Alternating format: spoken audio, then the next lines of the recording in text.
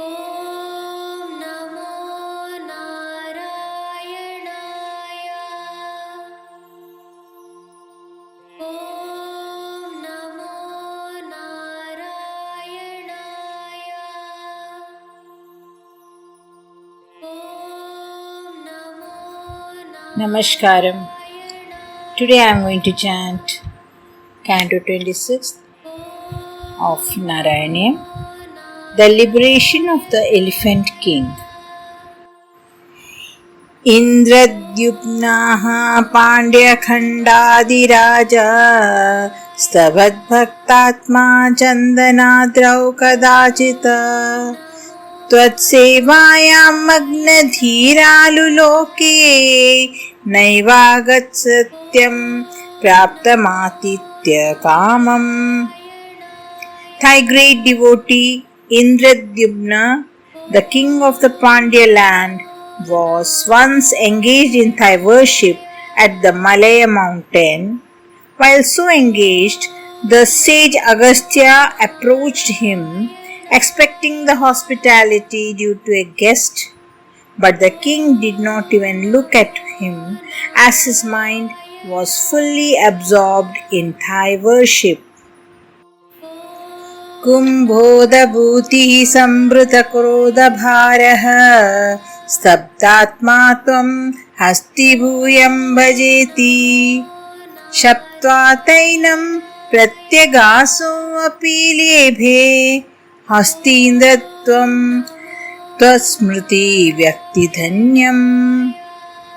Overcome with anger, the sage Agastya departed, cursing the king that as a consequence of his proud and haughty nature, he would be born as an elephant.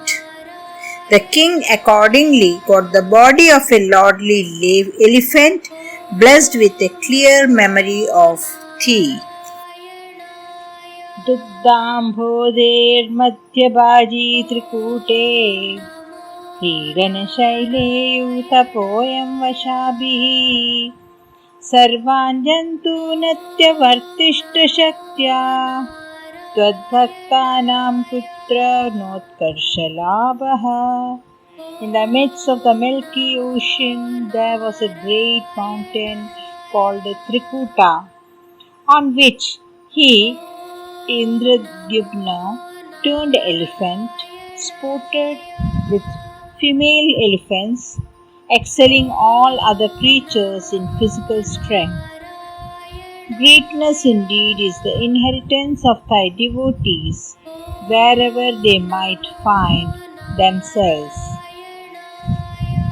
स्वेनस्तेम्ना दिव्यदेशत्वशक्त्या सोऽयं खेदानप्रजानन कदाचित् शैलप्रान्ते धर्मतान्तःसरस्यां यूतैः सार्धं त्वत्प्रणोनो अभिरेमे. Owing to his own strength and the spiritual excellence of the region he inhabited, the Elephant King had no occasion to feel any of the difficulties of life. One day, tired by wandering on the slopes of the hills in the hot sun, he sought relief in a particular lake and sported therein with his herd, as if prompted by thee, the indweller of all beings. हुहुस्ताव देवलस्यापि शापात् ग्राहीभूतस्तजले वर्तमानः जग्राहैनं हस्तिनं पाददेशे शान्त्यर्थं हि श्रान्तिदोऽसि सुखानाम्. There dwelt in that very lake a Gandharva named Huhu, transformed by the curse of sage Devala into a crocodile, who now caught the Elephant King by the leg. Indeed, it is only for the ultimate spiritual welfare of thy devotees that thou inflictest sufferings on them in the beginning. त्वत्सेवाय वैभवाददुनिर्रोधं युध्यन्तं तं वत्सराणां सहस्रं प्राप्ते काले त्वत्पदैकाग्रह्य सिद्धयै नक्राकान्तं हस्तिवर्यं यथास्तवम्. Endowed with the power and glory derived from thy worship, the Elephant King had proved irresistible in his 1,000 years of conflicts with other creatures. But when the time for his redemption had come and he was fit to develop one-pointed devotion to thy feet, thou didst subject him to the attack of the crocodile. आतिर्व्यक्तप्राक्तनज्ञानभक्तिः शुण्डोक्षिप्तैः पुण्डरीकैः समर्चन पूर्वाभ्यस्तं निर्विशेषात्मनिष्ठं स्तोत्रश्रेष्ठं सोऽन्वगादित्परात्मना.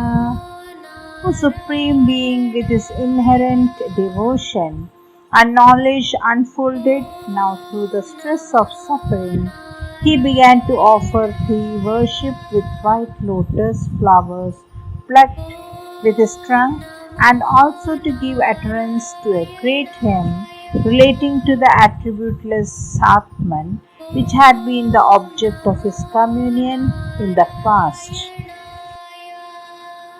श्रुत्वा स्तोत्रं निर्गुणास्तं समस्तं ब्रह्मेशाद्यैर्नहि मिथ्य प्रयाते सर्वात्मा त्वं भूरिकारुण्यवेगा ताक्षयारूढः प्रेक्षितो अभूः पुरस्तात्. Hearing that hymn relating to the attributeless universal being or the Supreme Being beyond the touch of the gunas of Prakriti, gods like Brahma and Shiva did not respond, as they could not feel it was addressed to them, but moved by abounding mercy, thou who art the soul of all beings, and therefore the one universal and all-inclusive existence, did appear before him on the back of Garuda, thy vehicle.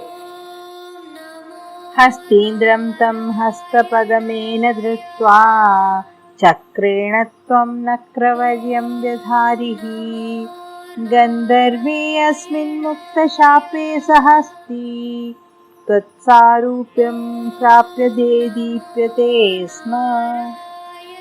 Pulling out the Elephant King with thy lotus hands, thou did cut asunder that powerful crocodile with a stroke of thy discus. Thereupon, both of them being released from curse, the Gandharva, that is Huhu, got back his old form, while the Elephant King attained to the glorious Sarupya form of salvation, consisting in being endowed with a form exactly like thine.